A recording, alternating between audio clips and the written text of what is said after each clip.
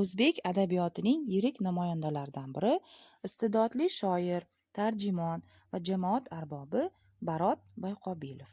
U 1937-yil 14-mart kuni Urgut tumanining Kenagaz qishlog'ida tug'ilgan.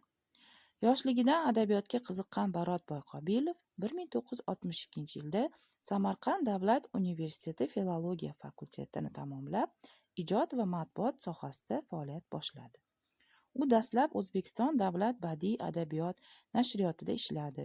Keyinchalik Yoshlar gazetasi va Bolalar adabiyoti nashriyotida muharrir hamda rahbar lavozimlarida faoliyat yuritdi. 1974-1990 yillarda davlat va jamoat idoralarida xizmat qildi. 1991-yildan boshlab Muloqot jurnalining bosh muharriri sifatida ham adabiy hayotga o'z hissasini qo'shdi. Barot Boyqobilov o'z ijodi bilan o'zbek she'riyatiga yangi ruh va badiiy nafosat olib kirgan ijodkorlardan biri bo'lib, uni Samarqand satrlari, Visol, Seni izlayman, Samarqand ushshog'i, Afrosiyob, Kim sokin yashaydi O'zbekistonda kabi she'riy to'plamlari kitobxonlar tomonidan iliq kutib olingan.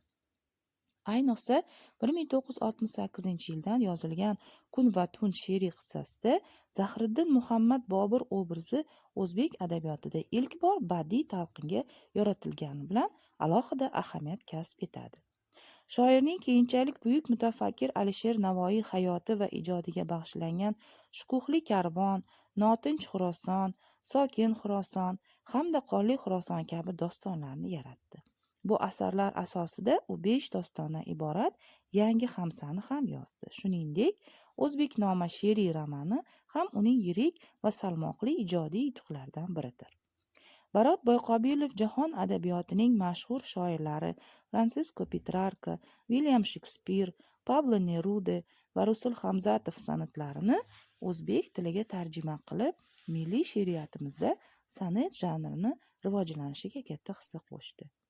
Shoirning adabiyotga qo'shgan ulkan hissasi yuksak baholanib, u 1994-yilda Alisher Navoiy nomidagi O'zbekiston Respublikasi davlat mukofoti bilan taqdirlandi. 1990-yilda esa unga O'zbekiston xalq shoiri faxriy unvoni berildi. Barot Boyqobilov ijodi o'zbek adabiyotining boy xazinasida munosib o'rin egallagan bo'lib, uni asarlari bugun ham kitobxonlarni ma'naviy boyitib, ularga ilhom bag'ishlab kelmoqda.